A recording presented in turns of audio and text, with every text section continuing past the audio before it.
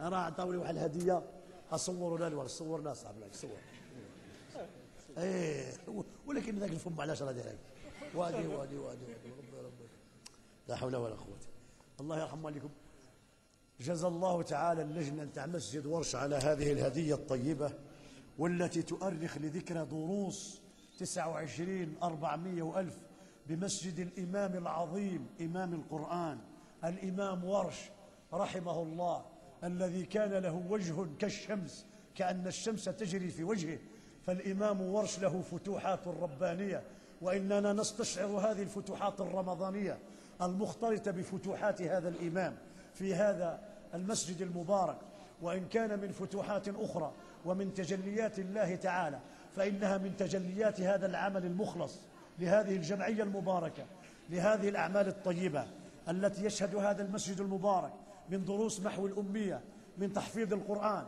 وإن كان من سعادة أبثها على أسماع الإخوان، فهو احتفالنا جميعا بهذه الأخت التي حفظت كتاب الله هذا اليوم، وصادف هذا الدرس هذه المناسبة، مناسبة ختم القرآن لإحدى الأخوات.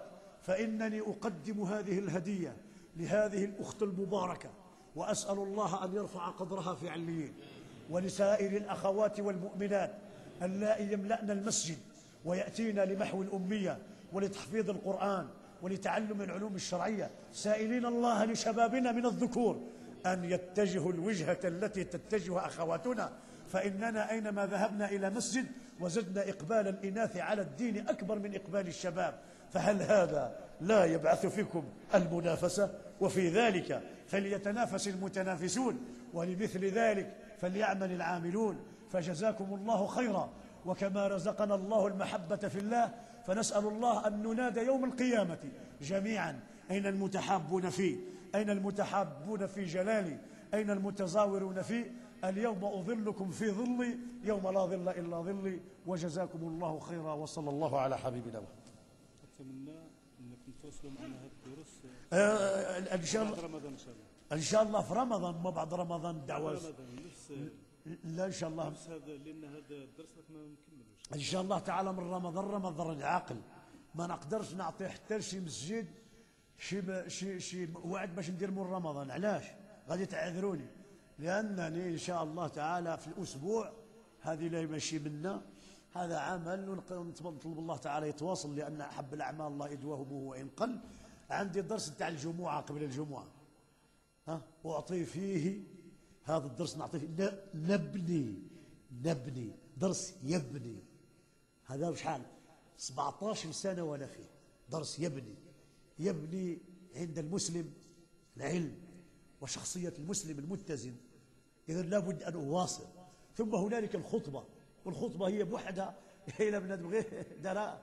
ثم هنالك إن شاء الله درس أسبوعي في الأحد بين العشاءين حول سيرة المصطفى سنوات طوال.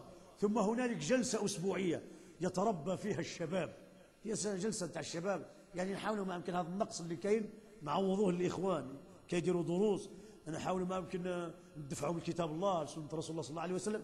هذه الأربعة مع دروس كتجي خلال الأشهر في مناسبات هنا في وجدة وخارج وجدة. ولذلك لا أستطيع أن ألتزم مع أي مسجد خارج رمضان، لكن الذي أقول إن كتب الله البقاء وقدر اللقاء يمكن أن نأتي إلى هذا المسجد في غير رمضان في بعض المناسبات، لكن أسبوعيا هذا لا أستطيع أن أوفي به. وجزاكم الله خير وأحسن الله إليكم.